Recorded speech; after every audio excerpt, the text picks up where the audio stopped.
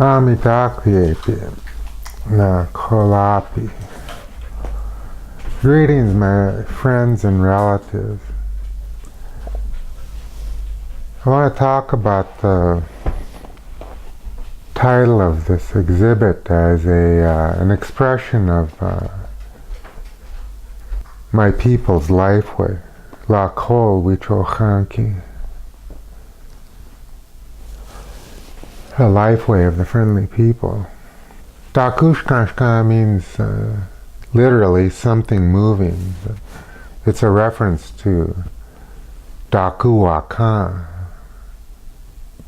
different kinds of power. And of course it refers to Wakanki, power itself. So for us that's Lakota, the laws of physics, as you call it in Western terms. Power, aspects of power, power moving, and then tum means power manifesting itself, showing itself, making itself known. So people are familiar with Lifeway, with Dakota, Nakota, Lakota, Wichochan. Know that. Those things I'm referring to.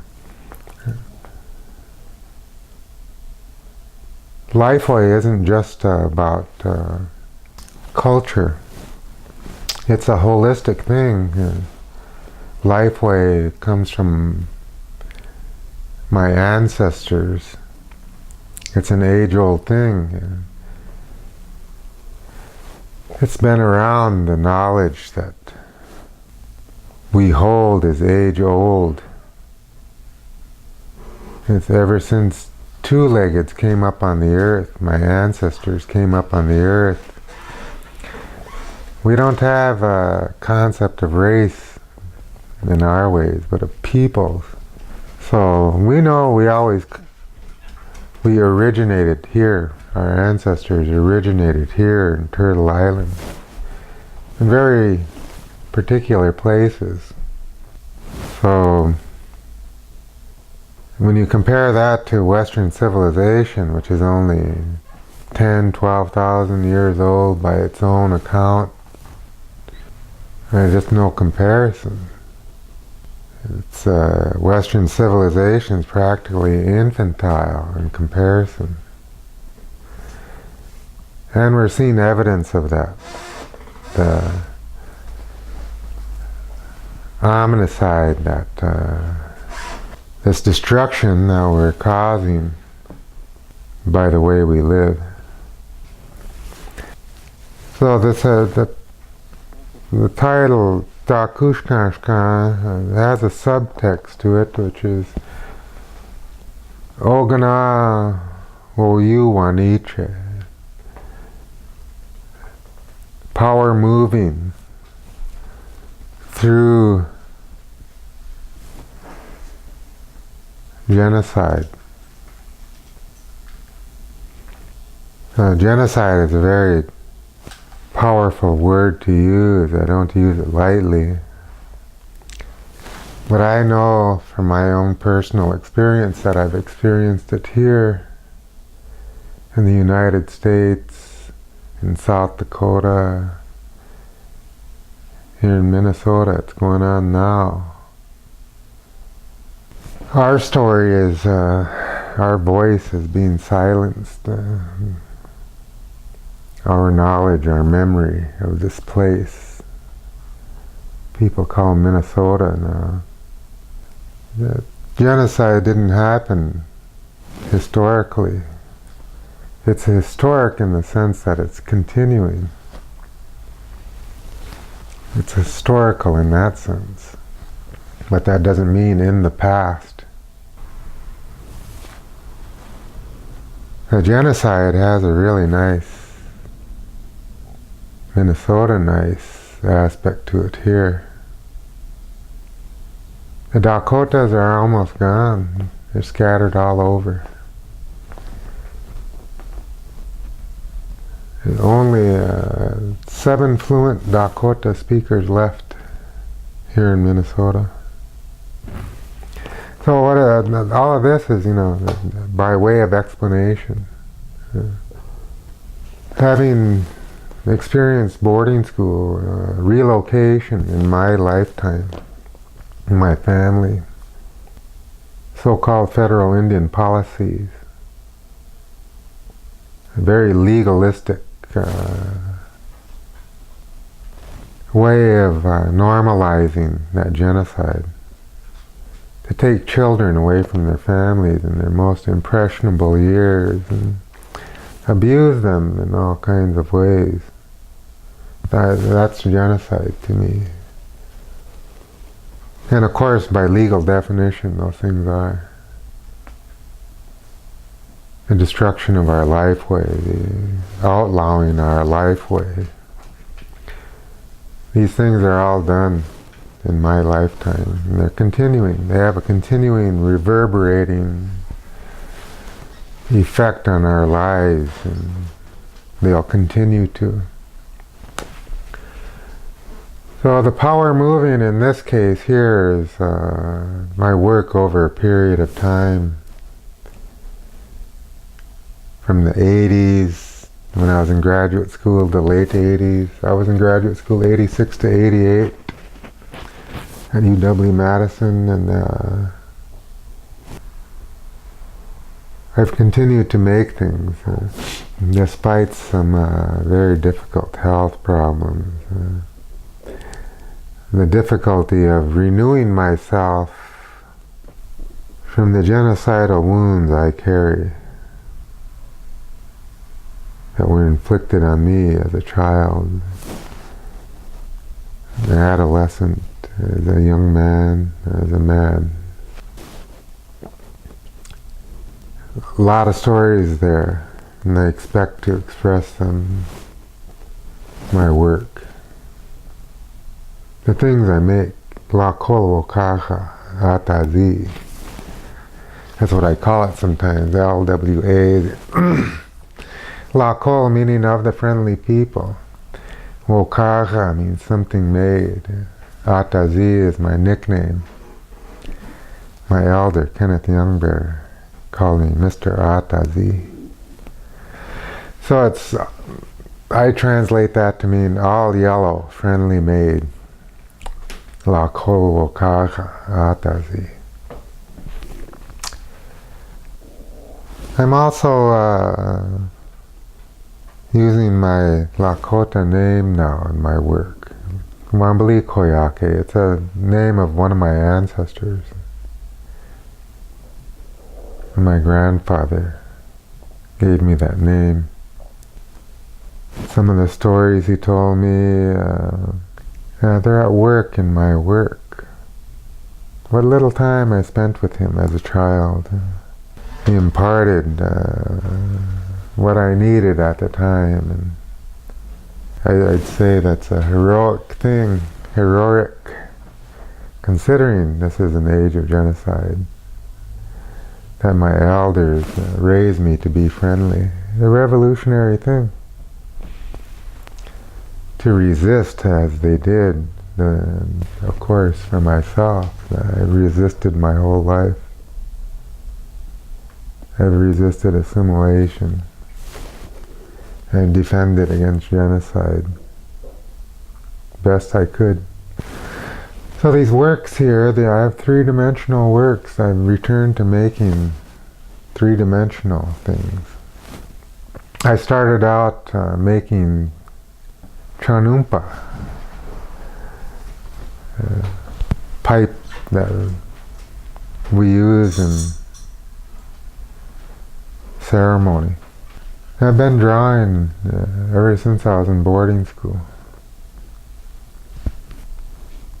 So really, I've come to realize my ledger art connections go way back to boarding school. And of course, anyone who's familiar with those kinds of things know the history of The militaristic nature of boarding schools, Carlisle, things like that, where it was said by Captain Pratt, kill the man, kill the Indian, save the man. I said that once to some educators. I transposed those phrases. I said, kill the man, save the Indian. I was illustrating somebody's talk on the history of Indian education as an expression, again, of self-defense against this a very abstract legalistic term that's called genocide.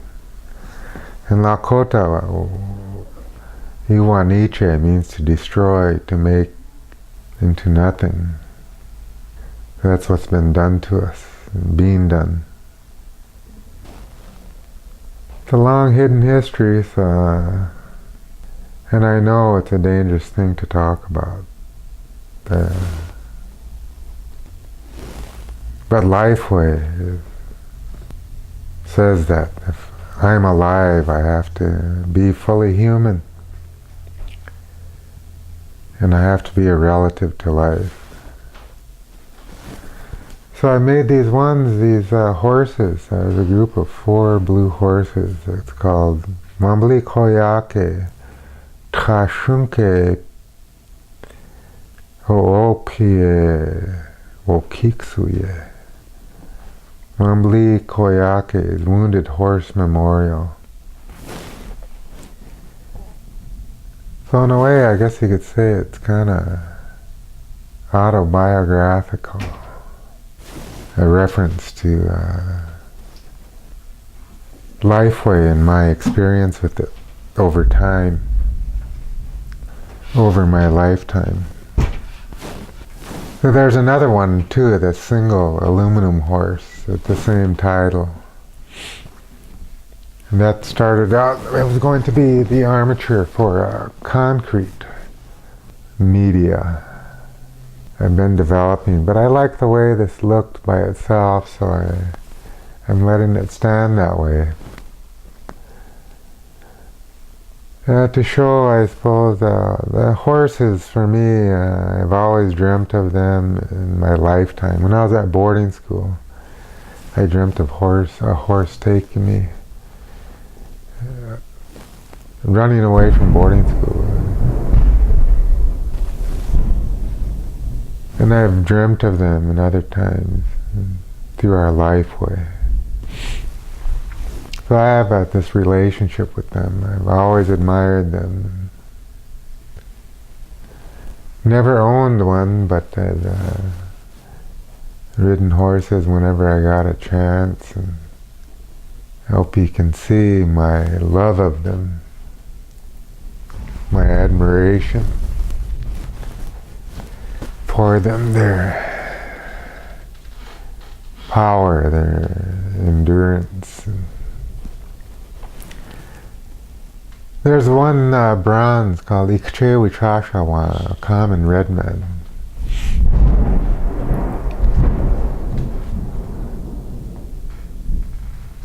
That was done in graduate school.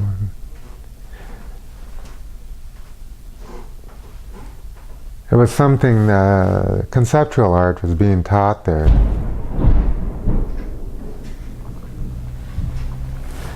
I was striving to reconnect to my ancestors' way of making things, and I hoped to do that there. It wasn't allowable, but I did it anyway. Even though they told me I couldn't, I did it. And there it is, it's in bronze. Solid bronze, I didn't make a core for it. Make a hell of a club. War club, too. That's the power of things. For us, power is both good and bad. So I'm making something powerful out of my life experience. In defense.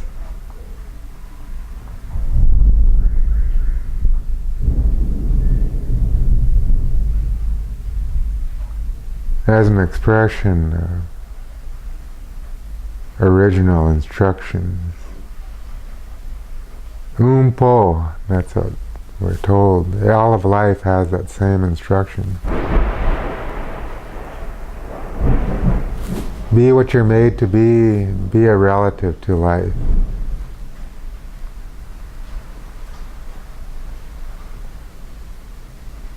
Well, that's what I strive to do in an age of oppression. In an age of oppression as genocide.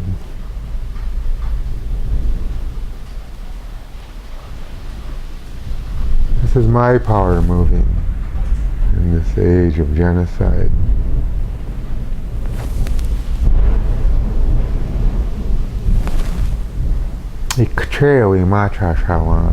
I'm a common red man. I'm of my people.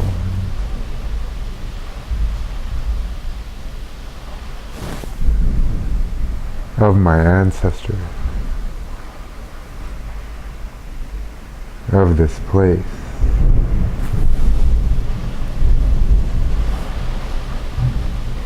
My relatives are here. Wanbli Koyake. They're friends to the horse nation. Wanbli. They're also friends to the Koyake, dog people. It's really reassuring to hear them.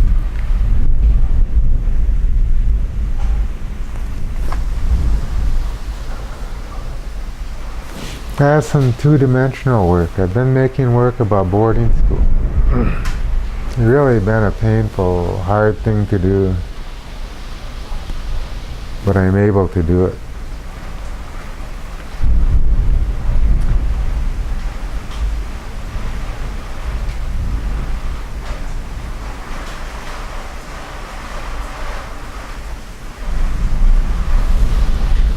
The effects of those things are reverberating in our lives, and they'll continue to until we're gone. And we're almost gone now. So. Numerically, statistically, we're I think 1.5%, I think I read in the last census breakdown. Out of 350 million or so, what is that? Practically nothing. Statistically, we suffer the highest rates of violence from other races. There's all those things at work, as genocide, that's how these things happen.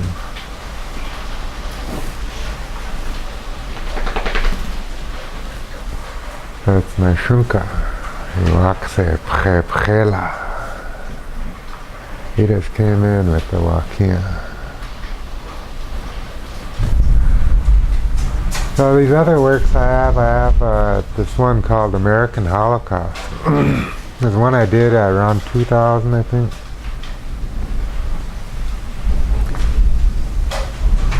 "12 years ago. One is a map of, the antique map of North America.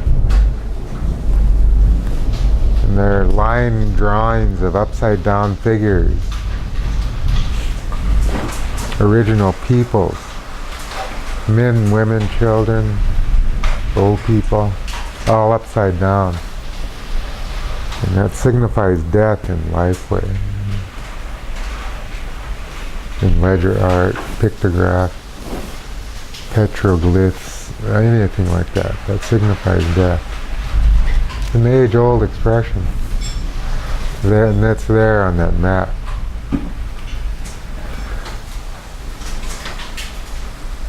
And the other one is a reservation era map, an antique map again. Now all that land base has dwindled to nothing. And it's more orderly, they look like they're shrouded figures in rows.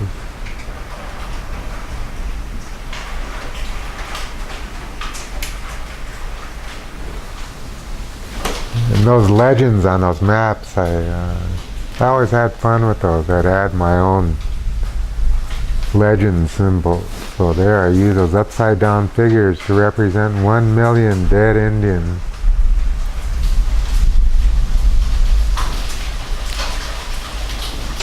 So it's countless, you know, those things. Numbers don't matter anymore.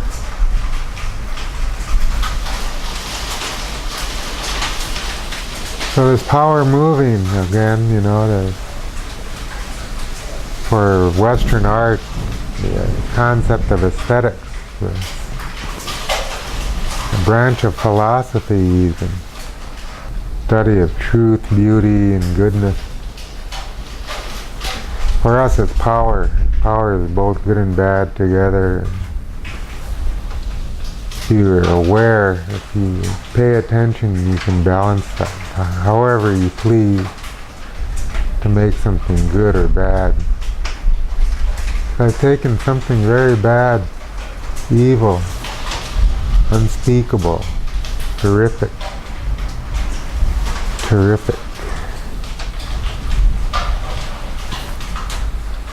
and made it into these beautiful,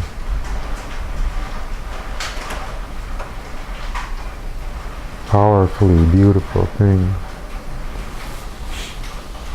I've been thinking to myself, I shouldn't be making things like this. So these wounded horse memorials, you know, those are expressions of the wounds I carry. Some are physical. Most of them are psychic.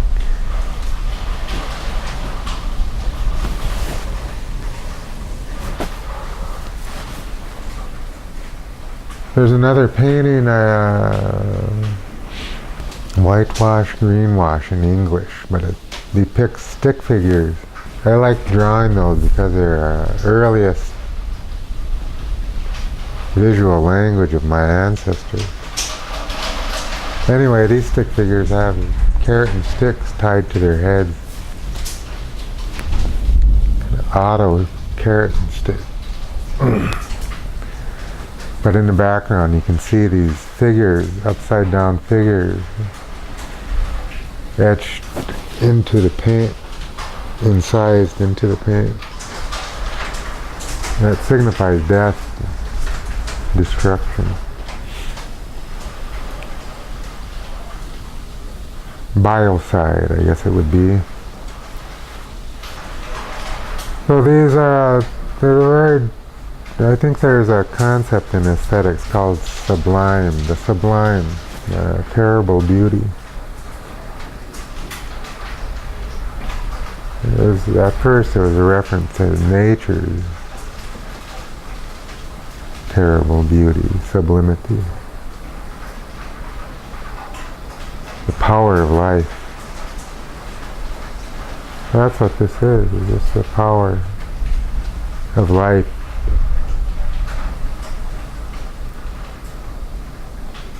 Expressing itself, showing itself, manifesting itself through me, a common red man. This coyote mask behind me, this is really a personal piece. I gave it to my eldest son recently. I've dreamt of coyote people.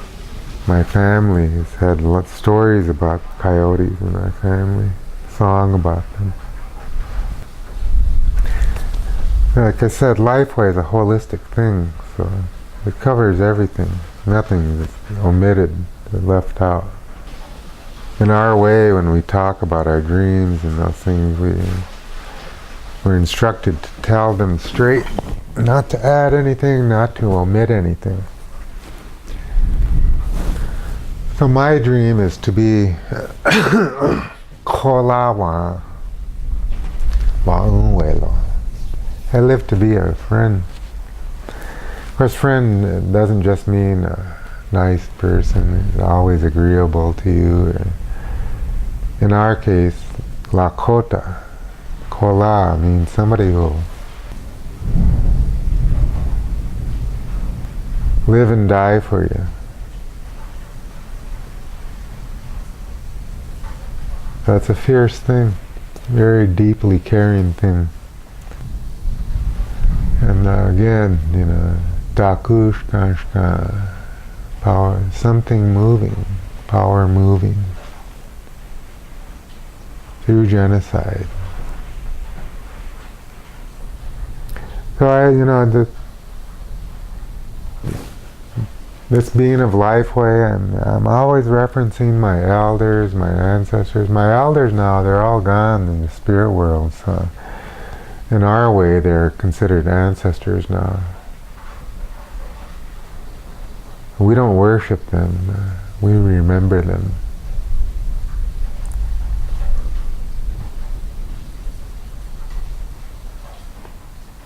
They're in us.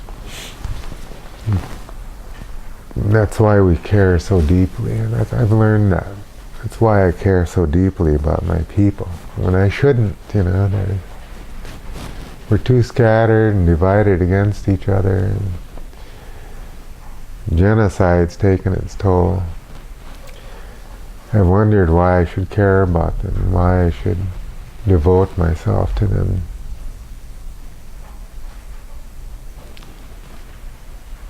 That's my answers. I'm of my ancestors. My ancestors are this place. This place is of a source, a single source. The spirit that made everything. Yeah.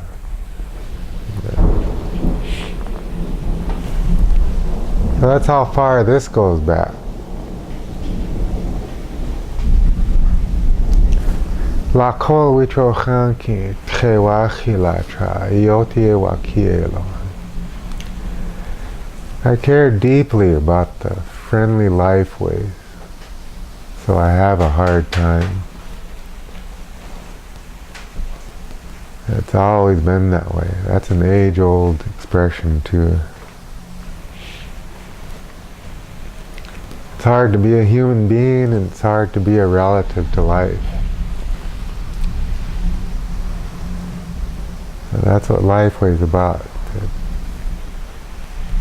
That's what Takuskanskan is about.